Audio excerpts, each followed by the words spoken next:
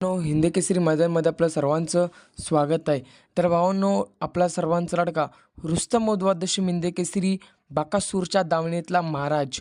भावांनो, महाराज आज मौजे भोर येथे पळण्यासाठी गेलो होता. आज भोरला एक भव्य दिव्य असं ओपन बैलगाडी शर्यतीचं मैदान संपन्न होत आहे आणि या मैदानामध्ये आपल्या सर्वांच्या लाडक्या बकासूरच्या दावणीतला महाराज पळण्यासाठी गेला होता व गट क्रमांक 17मध्ये आपल्याला पळताना दिसला आणि 17मध्ये गाडी फॉल झाली. भावांनो, याचं एकमेव कारण काय तर भावांनो, महाराजला तळ जास्त आहे, तुम्हाला माहितीच आहे. महाराज खालना एक तुफान स्पीड लावणारा नंदी आहे आणि साईडच्या बैलाला काय ते स्पीड झेपलं नाही, त्यामुळे गाडी फॉल झाली.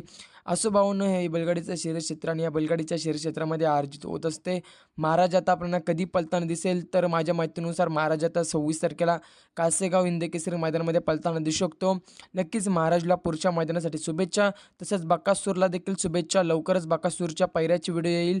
26 तारखेला जे कासेगाव हिंदकेसरी मैदान संपन्न होणार आहे, त्या मैदानामध्ये बकासूरचा पायरा कोण याचे व्हिडिओ लवकरच येईल. धन्यवाद भावांनो.